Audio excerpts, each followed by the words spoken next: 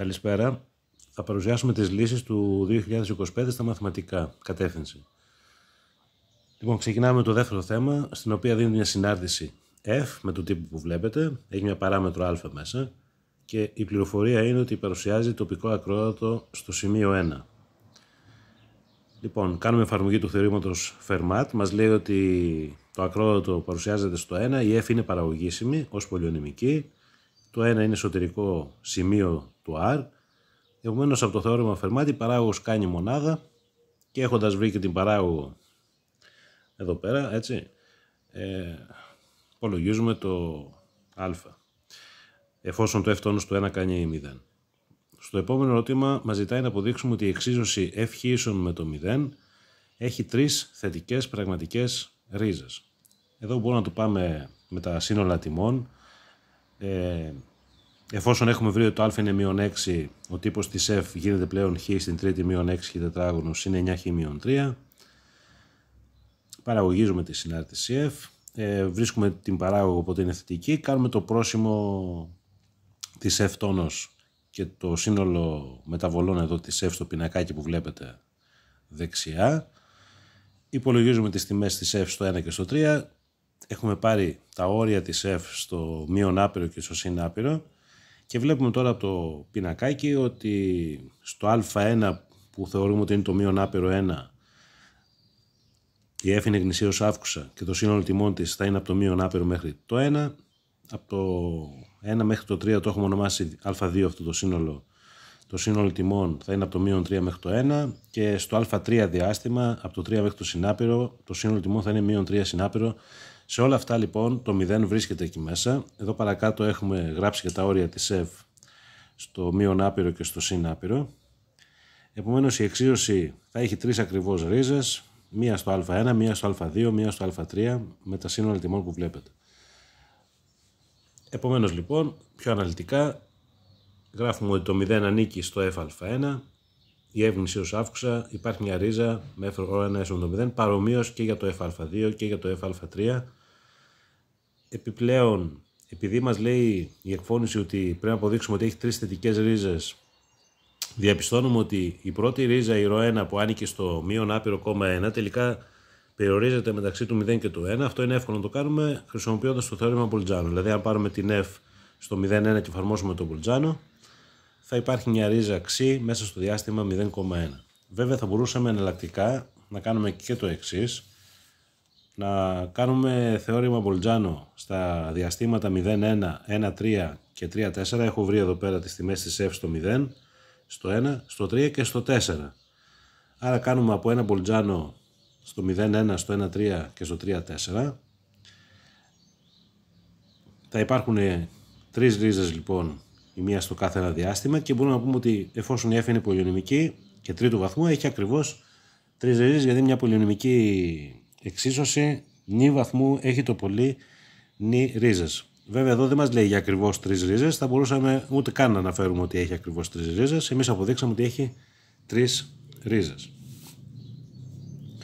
Και πάμε και στο β3, στο οποίο β3 ήθελα να μελετήσουμε τη συνάρτηση f ως προς την κυρτότητα και το σημείο καμπής. Βρίσκουμε λοιπόν τη δεύτερη παράγωγο, έτσι. Η πρώτη παράγωγος ήταν η 3χ τετράγωνο μείον 12χ και 9. Βρίσκουμε λοιπόν τη δεύτερη παράγωγο, η οποία είναι 6χ μείον 12, τη μηδενίζουμε, στο 2 μηδενίζεται αυτή. Έτσι. Κάνουμε το σύνολο, το πινακάκι μεταβολών της f και διαπιστώνουμε εύκολα ότι το σημείο καμπής είναι στο 2 και το σημείο καμπής το 2,1. Πάμε και στο β4. Στο β4, στο οποίο μας έδινε μια επιπλέον συνάρτηση g και έλεγε να αποδείξουμε ότι οι εφατωμένες των f και g στα σημεία α και β, ξ, f και g και ξ, g, τέμνονται πάνω στον άξονα ψ τόνος. Εδώ λοιπόν λέμε ότι η J είναι παραγωγήσιμη, η παράγωγος είναι η f τόνος χ και 1 και βρίσκουμε την εφατωμένη της f στο ξ, βλέπετε ποια είναι, βρίσκουμε την εφατωμένη της G επίσης στο ξ, κάνουμε κάποιες πράξεις αντικαθιστώντας την J τόνος χ και την G ξ, G του ξ και βλέπουμε λοιπόν ότι η εφατωμένη της G είναι αυτή εδώ. Τώρα για το σημείο τομής των δύο εφατωμένων, αν εξισώσουμε τις δύο ευθείες, βλέπουμε ότι η τετημένη είναι το 0. Άρα λοιπόν αυτές στέλνονται πάνω στον άξονα του ψ. Λοιπόν, αυτό ήταν λοιπόν το θέμα Β. Προχωράμε στο θέμα Γ. Η συνάρτηση ήταν δίκλαδη. Θέλαμε να αποδείξουμε ότι F είναι συνεχή στο 0 αλλά όχι παραγωγήσιμη στο 0. Παίρνουμε λοιπόν τα όρια της F στο 0 πλην και στο 0 συν και την τιμή της F στο 0. Διαπιστώνουμε ότι αυτά όλα είναι ίσα. Επομένως η F είναι συνεχής στο 0. Μας λέει να αποδείξουμε όμως επιπλέον ότι δεν είναι παραγωγήσιμη στο 0. Παίρνουμε τα όρια λοιπόν του λόγου μεταβολής της F. Το αριστερό πλευρικό όριο του λόγου μεταβολής βγαίνει 1. Το δεξί πλευρικό όριο, όπως βλέπετε εδώ και με τις πράξεις, βγαίνει συνάπειρο. Άρα η F δεν είναι παραγωγήσιμη. Έτσι. Εάν είχαμε ξεκινήσει με το πλευρικό όριο στο 0 συνάπειρο και είχαμε διαπιστώσει ότι κάνει συνάπειρο, αυτό το συνάπειρο δεν ανήκει. Έτσι.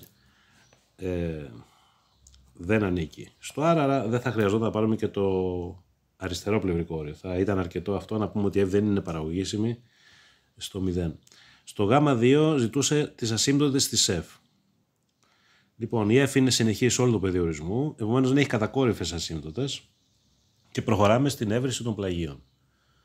Υποθέτοντας ότι η πλάγια ασύμπτωτη είναι υψίσον λάμδα χ και β και με το θεώρημα με το όριο της F του χ δια χ όταν το χ τίνει στο μείον άπειρο, διαπιστώνουμε ότι αυτό μας κάνει τελικά 0. Εδώ βλέπετε ότι το διασπάσαμε, το κάναμε A στην χ επιμήτωνο χ δια χ. Το όριο του ημιτόνου χ δια χ εδώ πέρα τελικά προχωράει ότι είναι 1 δια χ επί ημίτονο, είναι μηδενική επιφραγμένη. Αυτό θέλει απόδειξη βέβαια. Έτσι. Αυτό θα πρέπει να κάνουμε την απόδειξη με τις απόλυτες τιμές. Και επομένως το λάμδα βγαίνει ότι είναι 0. Και έπειτα παίρνουμε το όριο της F μείον το 0 επί χ. Εδώ σε αυτό το οριάκι που βγαίνει A στην χ επιμήτωνο χ όταν το χ τίνει στο μείον άπειρο, επειδή το A στην χ όταν το χ τίνει στο μείον άπειρο τίνει στο 0 και το ημίτονο δεν έχει όριο, εδώ πολλαπλασιάσαμε και διαιρέσαμε με το χ. Πήραμε χώρια το χ επί A στην χ που κάνει 0 και το ημίτονο χ δια χ που είναι και αυτό μηδενική επιφραγμένη, άρα τελικά έχουμε 0 επί 0, άρα λοιπόν και το β είναι 0 και η πλάγια ασύμπτωτη στο μείον άπειρο είναι τελικά η ευθεία ψήσο με το 0, δηλαδή είναι ο άξονας χ χιτόνος. Ψάχνουμε τώρα και την πλάγια στο συν άπειρο. Πάλι με το θεώρημα της έβρεσης του πηλίκου F δια χ όταν το χ είναι στο συν άπειρο, διαπιστώνουμε ότι το k της ευθείας ψήσον k χ και μη που έχουμε υποθέσει ότι είναι η πλάγια ασύμπτωτη κάνει 1 και το όριο της F του χ μείον k χ θα πάει όριο της F του χ μείον χ, εφόσον το k έχουμε βγάλει εδώ ότι είναι 1 και τελικά με πράξεις εδώ έβρεση του ορίου βγάζουμε ένα δεύτερο, οπότε η ευθεία μας είναι υψίσον χ συν ένα δεύτερο, είναι η πλάγια ασύμπτωτη της F στο συν άπειρο. Λοιπόν, βλέπετε και τις πράξεις εδώ πέρα. Προφανώς όπως βλέπετε κάναμε συζυγία εκεί, έτσι. Λοιπόν, πάμε στο Γ3. Θέλει να αποδείξουμε ότι η F τέμνει την ευθεία ψήσον χ και ένα δεύτερο σε ένα τουλάχιστον σημείο με τετυμένη ξ, το οποίο μάλιστα ανήκει στο μείον π, 0. Λοιπόν, η ζητούμενη εξίσωση λοιπόν, εφόσον πρόκειται για σημείο τομής, είναι η F του χ στον χ συν ένα δεύτερο. Το χ το περιορίζουμε στο μείον π, 0, αφού εκεί θέλουμε να αποδείξουμε ότι είναι η τετυμένη του σημείου τομής. Θεωρούμε μια συνάρτηση φ. Η εξίσωση λοιπόν, η 1 γίνεται φ του χ σου με το 0. Η φ είναι συνεχής στο μείον π, 0. Το φ του μείον π, κάνοντας πράξεις, βγαίνει ότι είναι 2π μείον 1 δια 2 που είναι θετική ποσότητα.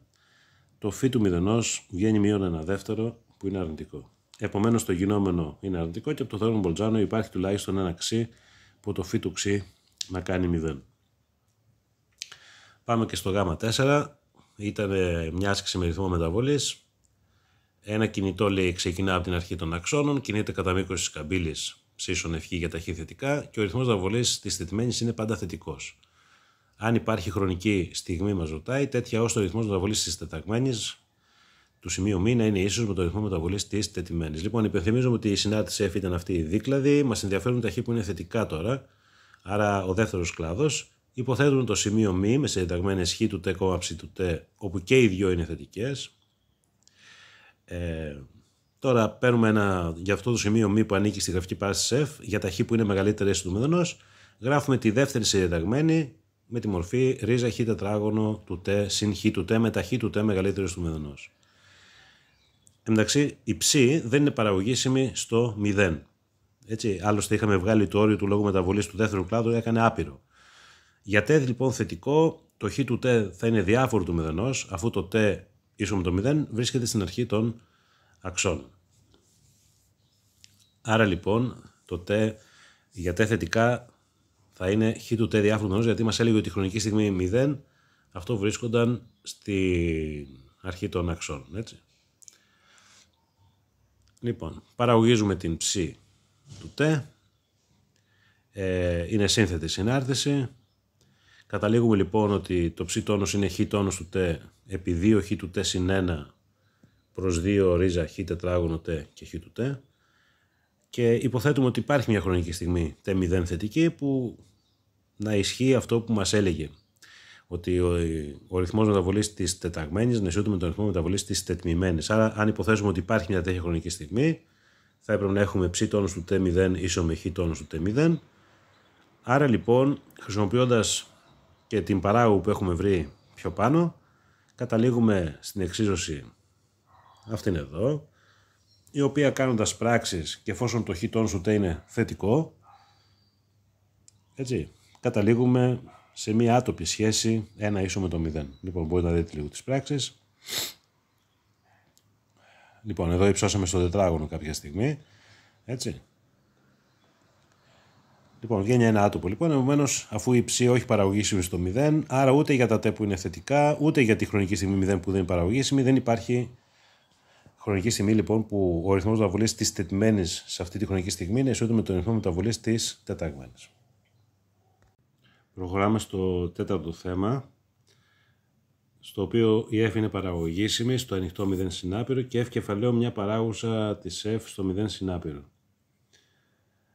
Και μας δίνει μια συναρτησιακή σχέση για την οποία έχουμε χ επί f ίσον 2 f κεφαλαίο επί ln χ για κάθε χ θετικό, και ότι η εφατωμένη της f στο σημείο 1, f1 είναι παράλληλη στην ευθεία ψ ίσον 2χ.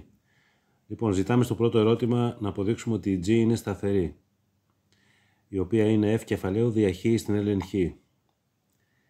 Θα παραγωγήσουμε με το κανόνα του πηλίκου. Επειδή στο παρομαστή είναι συνάρτηση χ ln χ, τη θεωρούμε ένα φ ελληνικό, παραγωγίζουμε αυτήν γράφοντάς της με τη βοήθεια του και η παράγωγος καταλήγει να είναι η χ στην ln χ επί 2 ln χ δια χ. Παίρνουμε λοιπόν την παράγωγο την g με σκοπό να βγάλουμε ότι η παράγωγος κάνει 0. Βλέπουμε λοιπόν, κάνοντας τις πράξεις, ότι εμφανίζεται η ποσότητα εδώ πέρα f κεφαλαίο επί 2 ln χ δια χ, όπου από τη δοθήσα συναρτησιακή σχέση αυτό κάνει χ επί f μικρό.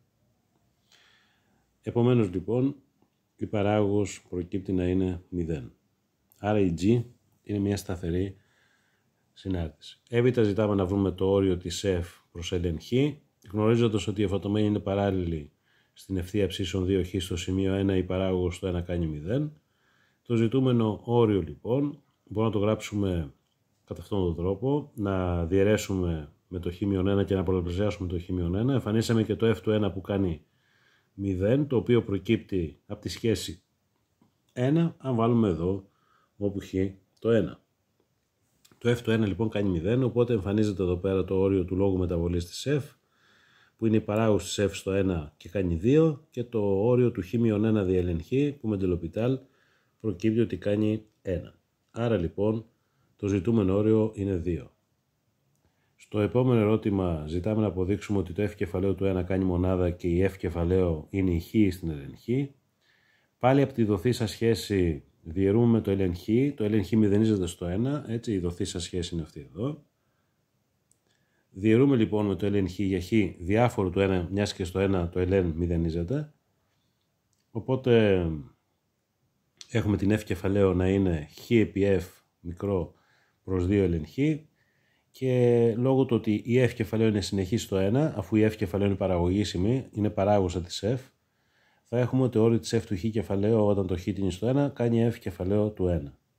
Άρα λοιπόν το όριο της F κεφαλαίου θα είναι το όριο του χ επί F προς 2 ln χ. Επομένως F κεφαλαίου του 1 μας κάνει αυτό το όριο και μέσα από τον υπολογισμό του ορίου λοιπόν προσδιορίζουμε το F κεφαλαίου του 1 ότι κάνει μονάδα. Επιπλέον τώρα θέλουμε να δείξουμε ότι F κεφαλαίο είναι χ στην ln χ. Είχαμε στο προηγούμενο ερώτημα ότι η G είναι σταθερή. Αντικαθιστούμε τη G με την F κεφαλαίο δια χ στην ln χ. Προκύπτει εδώ πέρα κάνοντας τις πράξεις και βάζοντας όπου χ το 1 ότι η σταθερά σε κάνει μονάδα και άρα αποδεικνύουμε ότι η F κεφαλαίο είναι η χ στην ln χ. Στο επόμενο ερώτημα θέλουμε να μελετήσουμε τη μονοτονία της F κεφαλαίου και να λύσουμε την εξίσωση F κεφαλαίου του χ τετράγωνο ίσον F κεφαλαίου του χ μείον χ μείον 1 στο τετράγωνο στο διάστημα 0, συνάπειρο. Η F κεφαλαίου είναι χ στην ln χ όπως έχουμε πει, την παραγωγίζουμε, βρίσκουμε την παράγωγο οπότε είναι θετική, η οποία αυτό συμβαίνει όταν το χ είναι μεγαλύτερο του 1 μιας και η ποσότητα χ στην ln χ είναι θετική όπως και το χ είναι θετικό. Έχουμε λοιπόν το πίνακα μεταβολών της F κεφαλαίου και τη μονοτονία της και η εξίσωση η οποία καλούμαστε να τη λύσουμε. Έχουμε μια προφανή ρίζα τη μονάδα που την επαληθεύει και θα αποδείξουμε τώρα ότι δεν έχει άλλη ρίζα. Υποθέτουμε ότι η 4 σχέση, η εξίσωση λοιπόν εδώ πέρα 4, υποθέτουμε ότι έχει μια ρίζα στο διάστημα 0, 1, τότε ο αριθμός χ1 θα την επαληθεύει τη 4. Οπότε το F κεφαλαίο του χ1 τετράγωνο θα ισούται με το F κεφαλαίο του χ1 μείον το χ1 μείον 1 και όλο στο τετράγωνο. Αν υποθέσουμε λοιπόν ότι το χ1 ξαναλέω είναι ρίζα. Η ποσότητα τώρα χ1 τετράγωνο μείον χ1 είναι αρνητική, διότι βλέπουμε και το πίνακα προσήμων της ποσότητας χ τετράγωνο μείον χ, έτσι. Στο διάστημα 0,1 είναι αρνητική, άρα και αν το χ1 είναι στο 0,1, το χ1 τετράγωνο μείον χ1 θα είναι αρνητικό, άρα το χ1 θα είναι μεγαλύτερο του χ1 τετράγωνο. Άρα, εφόσον το χ1 μεγαλύτερο του χ1 τετράγωνο για τα χ που είναι από 0 μέχρι 1 και η F κεφαλαίο γνησίως φθήνουσα στο 0,1, προκύπτει ότι το F κεφαλαίο του χ1 τετράγωνο μείον F χ1 είναι θετικό. Άρα λοιπόν η εξίσωσή μας, η F κεφαλαίου του χ1 τετράγωνο μείον F χ1 θα πρέπει να ισούται με μείον χ1 μείον 1 στο τετράγωνο. Το πρώτο μέλος όμως είναι θετικό, το δεύτερο είναι αρνητικό, έτσι όπως βλέπετε εδώ πέρα. Η εξίσωση είναι αδύνατη και δεν έχει λύσει το 0,1.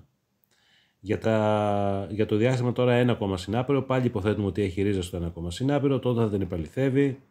Θα έχουμε ότι το F κεφαλαίο του χ2 τετράγωνο μείον F κεφαλαίο του χ2 συν χ2 μείον 1 και όλο στο τετράγωνο θα είναι 0. Το χ2 όμως είναι στο 1, συνάπειρο. Η ποσότητα χ2 τετράγωνο μείον χ2 είναι θετικό. Έτσι από το πρόσημο της ποσότητας χ τετράγωνο μείον χ μετά το 1 αυτή η ποσότητα είναι θετική. Άρα αφού το χ2 είναι μεγαλύτερο του 1 θα έχουμε ότι και το χ2 τετράγωνο θα είναι μεγαλύτερο του χ2. Άρα εφόσον η F κεφαλαίο είναι γνησίως αύξουσα στο 1, συνάπειρο θα έχουμε το F κεφαλαίο του χ2 τετράγωνο μεγαλύτερο του F κεφαλαίου του χ1. Άρα αυτή η ποσότητα θα είναι θετική. Οπότε στην 6 θα έχουμε ένα άθροισμα θετικών αριθμών να ισούται με το 0. Αυτό είναι αδύνατο. Επομένως η εξίσωση δεν έχει λύσει ούτε στο διάστημα 1, συνάπειρο λόγω της σχέσης 6 που βλέπουμε ότι είναι άθροισμα θετικών και δεν μπορεί να κάνει επομένως 0. Άρα η εξίσωσή μας έχει μοναδική ρίση το 1. Στο 4 ερώτημα να δείξουμε ότι το εμβαδόν λέει που δημιουργεί η γραφική παράσταση της F κεφαλαίου με τον άξονα χ και τις ευθείες τις κατακόρυφες χ1 και χ1 ότι είναι μεγαλύτερο από το 2 3. Αυτό καλούμαστε να αποδείξουμε εδώ. Η F κεφαλαίου είναι θετική, το εμβαδόν λοιπόν θα είναι το ολοκλήρωμα 1 έως της F κεφαλαίου χ ντε χ. Τώρα χρησιμοποιούμε την βασική ενισοτική σχέση του λογαρίθμου και βάζουμε όπου χ το ln χ, οπότε καταλήγουμε μετά από πράξεις να έχουμε το F κεφαλαίο του χ να είναι μεγαλύτερο ίσο από το ln τετράγωνο χ συν 1. Η ισότητα εδώ ισχύει μόνο στο 1, άρα το ολοκλήρωμα του πρώτου μέλους θα είναι μεγαλύτερο αυστηρά από το ολοκλήρωμα του δευτέρου μέλους. Σπάμε το ολοκλήρωμα. Το ολοκλήρωμα του 1 έως του 1 ντε χ παράγουσα έχει το χ, άρα θα κάνει e-1 και μένει να υπολογίσουμε αυτό εδώ το ολοκλήρωμα του ln τετράγωνο, το οποίο το υπολογίζουμε με καταπαράγοντες ολοκλήρωση. Βάζουμε από χ τόνος εδώ πέρα τη μονάδα που έχει μπροστά, μπορούμε να το δώσουμε ότι είναι 1 επί ln τετράγωνο χ, κάνουμε καταπαράγοντες και βλέποντας εδώ έτσι, τη διαδικασία των πράξεων, καταλήγουμε μετά από πράξη ότι αυτό το ολοκλήρωμα κάνει e-2. Το ολοκλήρωμα κάνει e-2. Αν πάμε στη σχέση λοιπόν τη 2, η 2 σχέση ήταν αυτή εδώ πέρα. Έχουμε βρει το ολοκλήρωμα του ln τετράγωνο χ ότι κάνει e-2. Αντικαθιστώντας λοιπόν, προκύπτει το ζητούμενο ότι το εμβαδόν είναι μεγαλύτερο του 2e-3. Να παρατηρήσουμε εδώ ότι το ολοκλήρωμα ln τετράγωνο χ που υπολογίσαμε προηγουμένως μπορούμε να το κάνουμε και με αλλαγή μεταβλητής, θέτοντας το ln χ ίσον με u. Θα καταλήξουμε τότε αλλάζοντας και τα όρια ολοκλήρωσης στο 0 έως 1 u τετράγωνο επί a στη u, και εδώ θα ακολουθήσουμε μετά ολοκλήρωση κατά παράγοντες 2 φορές ολοκλήρωση κατά παράγοντες για το a στην u. Καταλήγουμε πάλι ότι το ολοκλήρωμα είναι e-2. Αυτά, σας χαιρετώ.